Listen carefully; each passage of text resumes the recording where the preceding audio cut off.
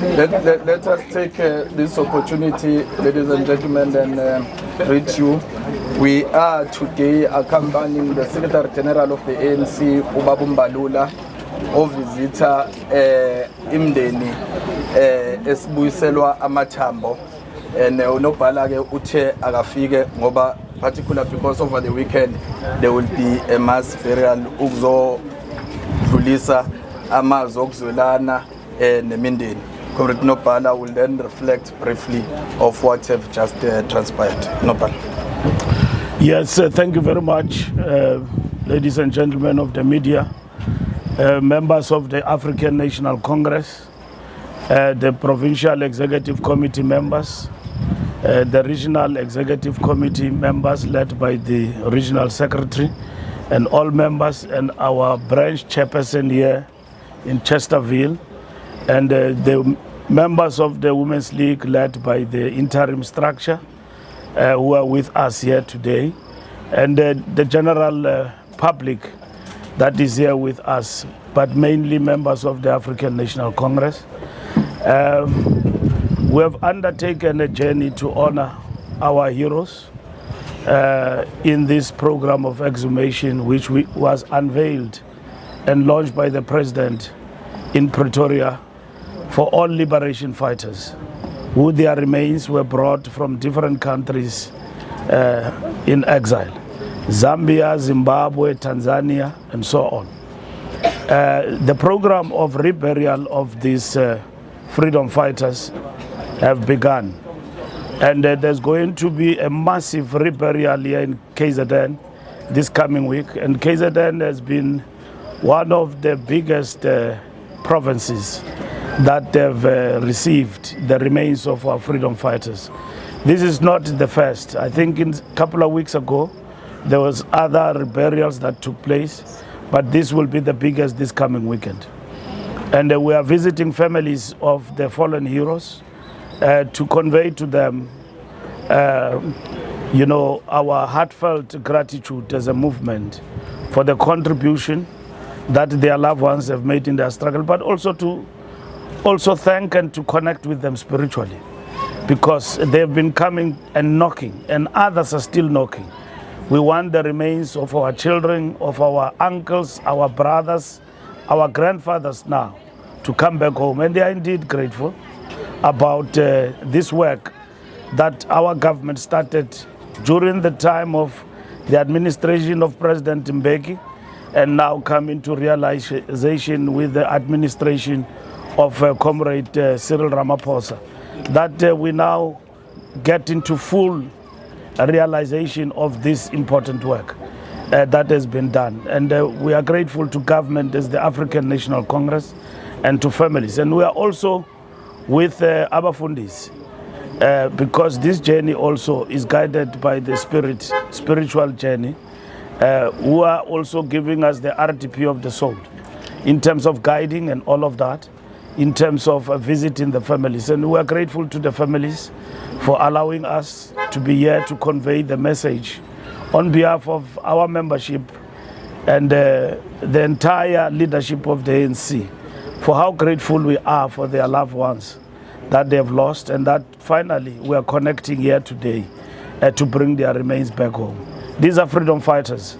Where we are is the home of Sipho Obrim Mdletshe, a member of the Luthuli detachment who died in 1988 after suffering blows in exile, being shot going to the home of Oliver Tambo.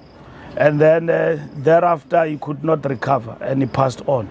Today we have brought the remains of this giant to his family, and I mean not his remains, we have visited the family to connect with them spiritually. So Chesterfield, KwaZulu-Natal, and many other places, they must know that giants came out here. Kwasuka mamadoda apha aphakama yolwela inkululeko.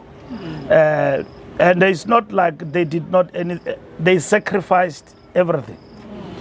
He went to Fort Hare University. He could have been anything in life, but he left the country and went to fight and pick up arms to fight the regime, to liberate our people. There's nothing that can match that. And we're grateful for this, and we hope the story, as the remains come back home, will remind all of us of where we come from for the liberation of our people. Thank you very much. Thank you, Nobala.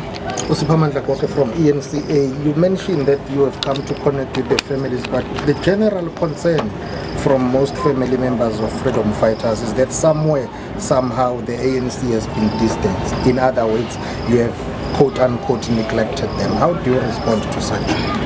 Well, we know that families have come to us, Luthuli House, and they raised their concerns about that they wish that they can get the remains of their loved ones from exile back to the country. And we have since embarked on this journey. It's not been easy. They will tell you, the families themselves, as you talk to them, go in there to identify the bodies, the family, where they were buried, and all of it. It's been a tedious process.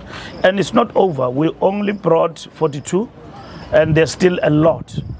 Others are in Angola and so on. So the government committed to this, and it's now been implemented. Nobody will be happy for a full closure up until something like this happened. But the baton now is being picked up by us. The struggle continues, because for what they fought for and they brought freedom, it means today we need to continue with the struggle. And as we connect with them, yes, it's not easy to lose your loved ones, and that they are lying somewhere in other countries. And now that today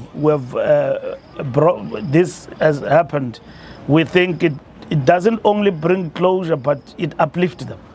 That they fought for this freedom.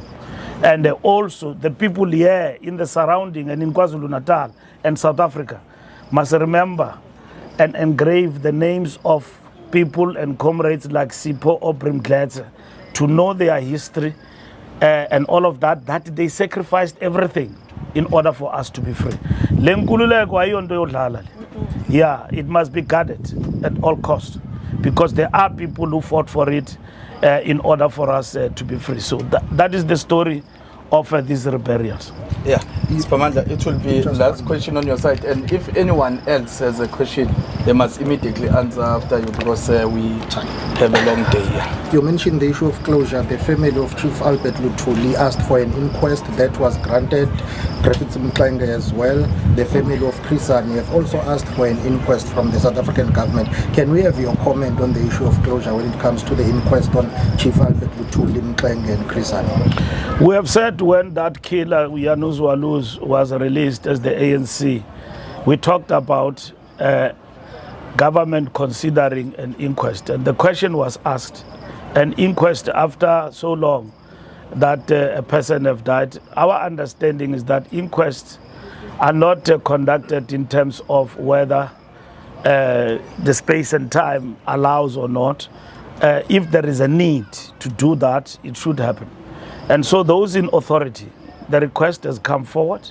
The family have raised that view. We have supported it. And therefore, if it has to be done, it has to be done. And we'll see where it takes us to. But it's not something, as the ANC, we are opposed to. Thank you very much.